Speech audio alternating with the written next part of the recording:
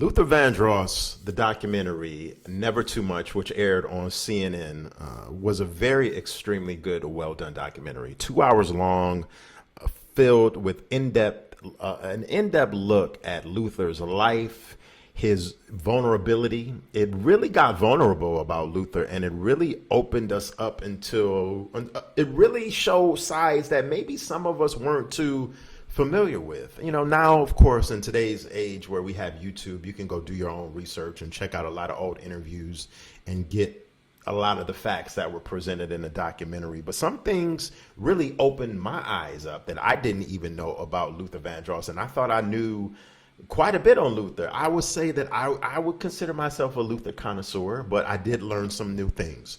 Thank you for watching the E for One podcast. I'm Anthony P. And please like this video and subscribe to the channel and leave in the comment section what you thought about this Luther Vandross Never Too Much documentary. A couple things that stood out to me was that Richard Marx, who was a pretty successful pop artist in the late 80s, collaborated with Luther very frequently to write songs. I never knew that. I knew Luther penned his own music and Luther was the author of his own songs, but I never knew that he collaborated with Richard Marx. You would think from the outside looking in that collaboration would be very awkward, because Richard Marx is coming from the pop world, whereas Luther was coming from the R&B world. But they actually, their music and their musical chemistry blended and meshed very well, and it led to a Grammy Award for Dance with My Father on Luther Vandross' final album in the early 2000s. I think that was 2003. Another thing that stood out was that Luther Vandross was featured on Sesame Street back in the 70s. I did not know that. So when they showed those clips, I was like, look at Luther on Sesame Street killing it with the vocals.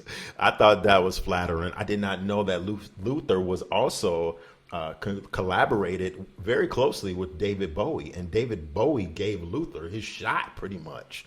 And I thought that was interesting. I've always been a David Bowie fan, and the fact that David Bowie gave this young up and coming black artist his first shot was hats off to David Bowie for being so visual and seeing Luther's talent back then.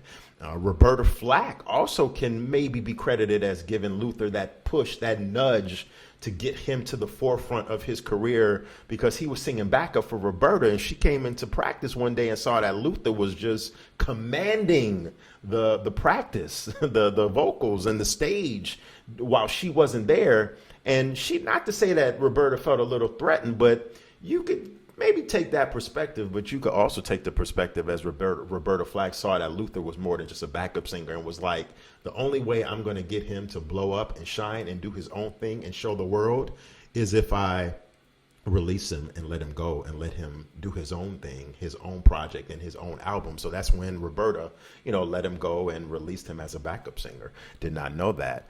One of the most important, topics that came up in the doc was that Luther was always in search of love, and being that he had a preference of who he liked and what he liked, a preference that was not very popular in the 80s or 90s and could definitely turn a lot of fans away. He decided to keep everything he did love wise and in his love life and sexual life on the low, as far as like not just being quiet about it, not talking about it. That's what I mean when I say on the low. He just kept it like hush hush, because he always said in interviews, and I remember this back in the day when Luther was doing interviews in real time in the 90s and 80s, he would always say, it's none of your business, and somebody else's love life is really none of your business. It's really not.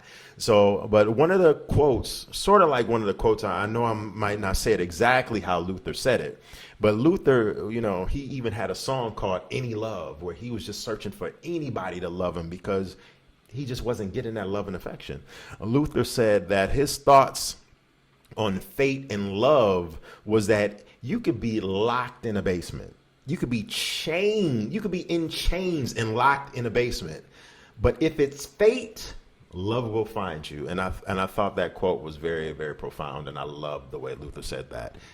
So thank you, Luther. I love you, Luther. We all love you and what you gave to us in the short time that you were here. Let me know in the comment section once again what you thought about this documentary. I thought it was excellent, 10 out of 10.